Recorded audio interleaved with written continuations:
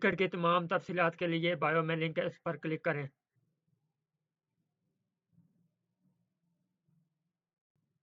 ये इंडिया की खराब बल्लेबाजी थी या फिर इंग्लैंड की जबरदस्त गेंदबाजी? वेल, जो कुछ भी था, what a comeback by England, what a come back.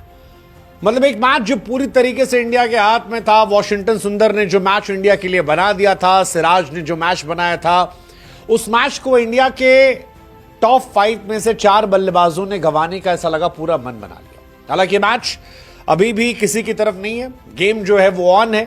ऐसा लगता है कि 5वें दिन एब्सोल्यूट सिनेमा जो है वो दिखाई पड़ेगा और क्लोज मैच होगा, क्लोज मैच होगा। बहुत सारे वर्ड एक्सचेंज होंगे, एक दूसरे को चढ़ाना, सुनाना, हो सकता है गाली वाली, सब हो जाएगा। आई एम श्योर सब हो जाएगा, क्योंकि चौथे दिन ये हुआ। तीसरे दिन शाम से इन सब की शुरुआत हुई थी, जब इंडियन टीम जो है वो चढ़ रही थी। हालांकि पर्सनली मैं थोड़ा सा शुभमन गिल से डिसअपॉइंटेड हूं, क्योंकि आज दिन में संजय मांजरेकर को मैं सुन रहा था, वो कह रहे थे कि विराट कोहली साहब जब एग्रेशन दिखाते थे, चढ़ते थे, तो वो जिम्मेदारी भी लेते थे। लेकिन आज शुभमन ने जो बल्लेबाजी की, वो जिम्मेदारी वाली बल्लेबाजी नहीं थी। इस सीरीज में वो इंडिया के लिए सबसे ज्यादा रन बना चुके हैं और हम उनसे बेटर एक्सपेक्ट कर रहे थे। लेकिन पहली ही गेंद से वो बल्ला फेंक रहे थे, ऐसा लगा अब आउट हुए, तब आउट हुए, अब आउट हुए। सेम कहानी जायसवाल की है। पिछले मैच में जिस तरह से आउट हुए, इस मैच में विकेट गंवा दिया। और डियर करुण नायर, 6 पारियां काफी होती हैं, काफी होती है मेरे दोस्त, किसी खिलाड़ी को जज करने के लिए। इतना जबरदस्त कंपटीशन इंडियन टीम में। साई सुदर्शन बाहर बैठा है, अभिमन्यु ईश्वरन बाहर बैठा है, श्रेयस अय्यर का सिलेक्शन नहीं हुआ है। 6 पारी आपको मिली, आई थिंक आपने एक बड़ी अपॉर्चुनिटी गंवा दी। आकाशदीप का विकेट तो कुर्बानी थी, रह जाते तो काबिल तारीफ होती, चले भी गए तो भी कुर्बानी के तौर पर कोई बहुत शिकायत उनसे नहीं है। लेकिन फिलहाल कहानी यह है कि इंडिया को 135 रन चाहिए, इंग्लैंड को 6 विकेट चाहिए। बेन स्टोक्स की कैप्टनसी कमाल की है, बेन स्टोक्स खुद कमाल के हैं। कार्स और स्टोक्स, इन दोनों ने जोर लगाया और जोर लगाने का असर था कि इंडिया जो है वो फिलहाल थोड़ी बैकफुट पर है। इंग्लैंड थोड़ा सा स्लाइटली आगे है। हालांकि इंडिया के पास अभी बैटिंग काफी है, अभी भी केएल राहुल की क्लास जो है वो क्रीज पर है। You have Rishabh Pant, you have Ravindra Jadeja, you have Washington सुंदर। तो ये 4 खिलाड़ी है, नीतीश रेड्डी, 5 खिलाड़ी। क्या 5 खिलाड़ी इंडिया के 135 रन बना पाएंगे? Let's hope, let's just expect कि 135 बना पाएं। ऋषभ की भूमिका बहुत इंपॉर्टेंट होगी, क्योंकि ऋषभ पंत अगर 2 घंटे रह गए और 50-60 रन मार दिए ऋषभ पंत ने जल्दी जल्दी, तो ये मैच इंडिया का बन जाएगा। 135 रन बहुत ज्यादा नहीं होते हैं, लेकिन जिस तरह से इंग्लैंड चढ़ी है और छोटे स्कोर में अक्सर दिखाता है कि टीम पैनिक कर जाती है, तो फिर वो हो सकता है। बट आखिरी सेशन कमाल का था यार। आखिरी सेशन में 8 विकेट गिरे, 4 विकेट इंडिया के और 4 विकेट इंग्लैंड के। जबरदस्त, मतलब गेंदबाजों का सेशन था। पहली पारी में इंग्लैंड ने 387 बनाए, इंडिया ने 387 बनाए। इंग्लैंड ये एक्सपेक्ट कर रही होगी कि यार वो 250-300 बनाएंगे। मुझे तो लगा था शायद वो 400 के पार भी जाना चाहेंगे, बट 192 पे वो ऑल आउट हुए। और अगर 192 पे वो ऑल आउट हुए हैं तो ये बताने के लिए काफी है कि पिच में बहुत कुछ तो नहीं, मतलब बैट्समैन के लिए नहीं है। आपको रुकना पड़ेगा, संभलना पड़ेगा, खेलना पड़ेगा। और इंडिया में राहुल की भूमिका बहुत इंपॉर्टेंट होने वाली है, जडेजा की भूमिका बहुत इंपॉर्टेंट होने वाली है, ऋषभ पंत की भूमिका बहुत इंपॉर्टेंट, रेड्डी, वॉशिंगटन, इन सब की भूमिका बहुत इंपॉर्टेंट होने वाली है अगर इंडिया को मैच जीतना है। 135 रन, जायसवाल साहब 7 रन बनाकर आउट। राहुल जो है वो 33 पर खेल रहे हैं। हालांकि राहुल का एक कैच ड्रॉप हो गया था और क्रिस वोक्स बहुत पछता रहे होंगे, बिकॉज केएल राहुल वो खिलाड़ी हैं जो खूंटा गाड़ कर खड़े हो जाते हैं और क्रिस वोक्स को इजी कैच मिला था। Karun Nair, I am very disappointed. Shubman Gill, I am very disappointed यार। बेहतर एक्सपेक्ट किया था हमने। अब ये लो स्कोरिंग मैच में क्या होगा? 136 साल बाद इतने सारे विकेट गिर रहे हैं।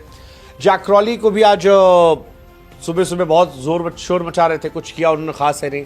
डकेट पे सिराज जो चढ़े थे वो देखने वाला था। ओली पोप, रूट को जिस तरह से बोल्ड किया गया, I mean what a wicket यार। जो रूट का विकेट था, जो रूट बोल्ड हुए, स्टोक्स बोल्ड हुए, ब्रूक बोल्ड हुए, आज काफी बोल्ड हुए। जिमी स्मिथ को बोल्ड किया गया, क्रिस वोक्स को बोल्ड किया गया, ब्रेंडन कास्ट जो है वो बोल्ड हुए, बशीर जो है वो बोल्ड हुए। सो सबसे ज्यादा खिलाड़ी बोल्ड इस टेस्ट मैच में इंग्लैंड के लिए, ये देखने वाली बात है कि ये भी अपने आप में एक बड़ा रिकॉर्ड है।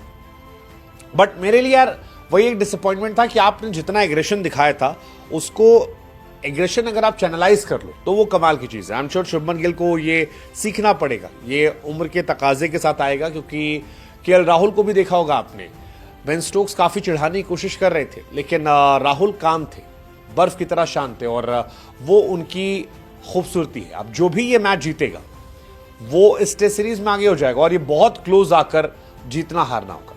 इंग्लैंड ने गलतियां की हैं, बट इंडिया का ये मैच था, और अगर इंडिया यहां से हारी तो मेरे लिए बड़ा डिसअपॉइंटमेंट होगा।